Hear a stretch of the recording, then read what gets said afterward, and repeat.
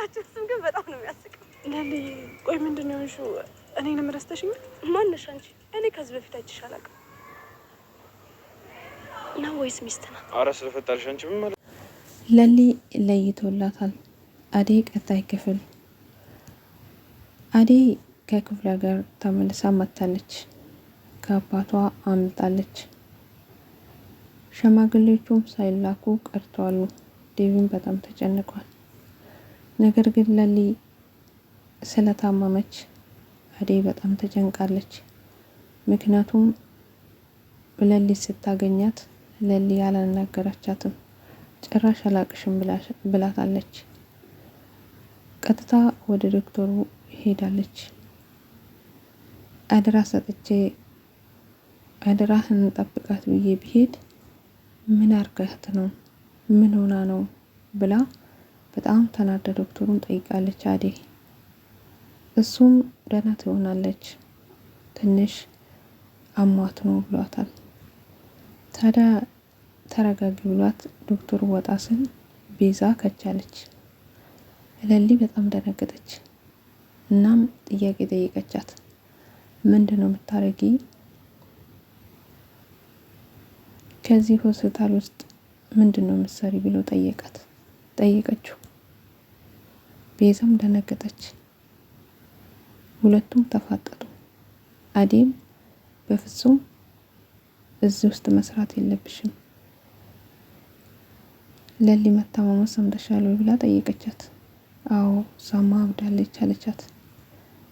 አደይ በጣም ነው የተናደደችው። ታዲያ የለሊ ማበድ የለሊ መታመም እጅሽ አለበት ወይ ብላ ጠየቀቻት። አይ አለቻት። በፍጹም እጅሽ መኖር አለበት አንቺ ምን ትሰራለሽ ምን ታደርጋለሽ ብላ ብታፈጣት ዶክተሩ ከቻለ ምን አርጊ ነው የምትያት ብሎ ቢጠይቃት ቤዛ ምን ትሰራለች ከዚህ ሆስፒታል ውስጥ ምንድነው የምታረገው? ቤዛ ነፍሰ ገዳዩን እዚህ ያስቀምጠኝ ነው ለሊ የታመመችው በማለት ጠየቀችው። ዶክተሩም ደነገጠ። በፍጹም ጠላቷ ናት ቤዛ ምን ታረጋለች እዚህ እሷ እኮ ወንጀለኛ ናት በማለት ዶክተሩ ፊት አወረደቻት። ቤዛም በጣም ደነገጠች። ሁለቱም ተፋጠዋል። ቀጣይ ክፍል ላይ እንጠብቃለን። ቤዛ እውነት እጇ እንዳለበት ባቡሬም ነክቷል በትንሹ። እንዲሁም አደይ አትለቃትም አሁን። ዶክተሩ ግን ምን ነካው? ታኛ እኮ መድኃኒቱ ምንድነው ብሎ ማየት ነበረበት። መድኃኒቱ እንኳን እየተሸጠ ነው። ደህና መድኃኒት ወስዶ ይሸጣሉ። ከወንድሟ ጋራ የማይሆን መድኃኒት ለለሊ ያስገባሉ። አስባችሁታል? ስለዚህ ገጀራም ተፈቷል። ቅምጥል ምግብ ልታበላ ሄዳ እሱ እጁም ተፈቷል። ታዲያ አምልጦ ወጣ። አሁን መድኃኒቱን የሚያዛውረው ገጀራ ነው። የቤዛ ወንድም ከቤዛ ተቀብሎ ለሱ ነው የሚሰጠው። ስለዚህ አሁን እሱ ስለተፈታ መድኃኒቱ ሊሻጥ ይችላል። ዶክተሩ መንቃት አለበት። መድኃኒቱ ወዴት ነው የሚሄደው? ኬትስ ነው የሚመጣ? ቤዛ ስለምንድን ነው ሁሉ ሰው ቤዛ ምን ታደርጋለች እዚህ እያለ ይጠይቃል ብሎ መጠየቅ አለበት።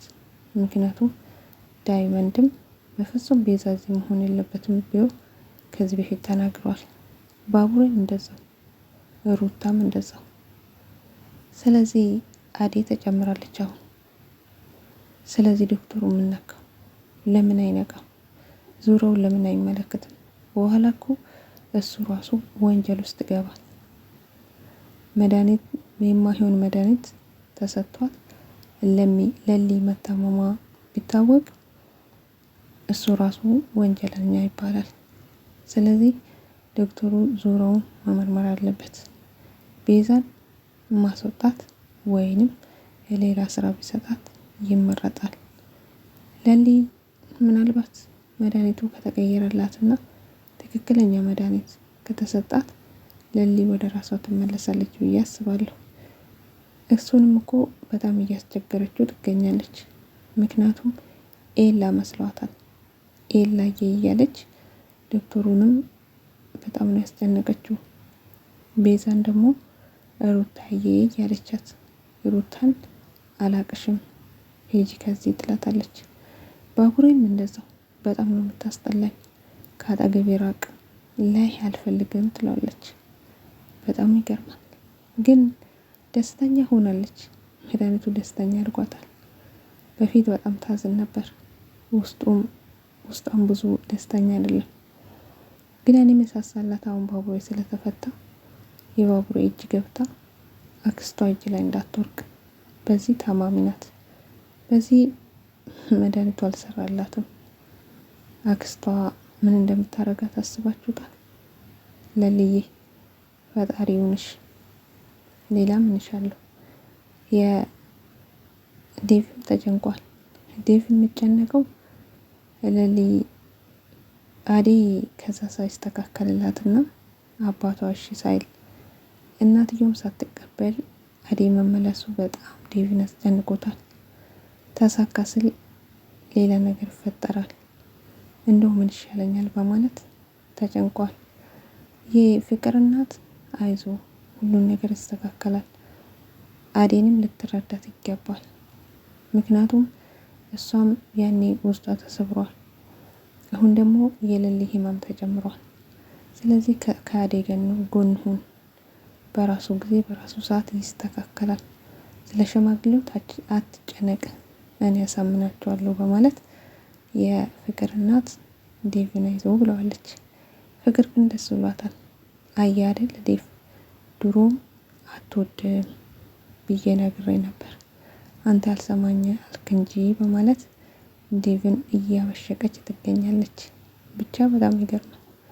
አዴ መከራ ፈተናው በዛ። ውድ ቤተሰብ ቪዲዮ ከወደዳችሁ ላይክ አድርጉ። መልካም ቆይታ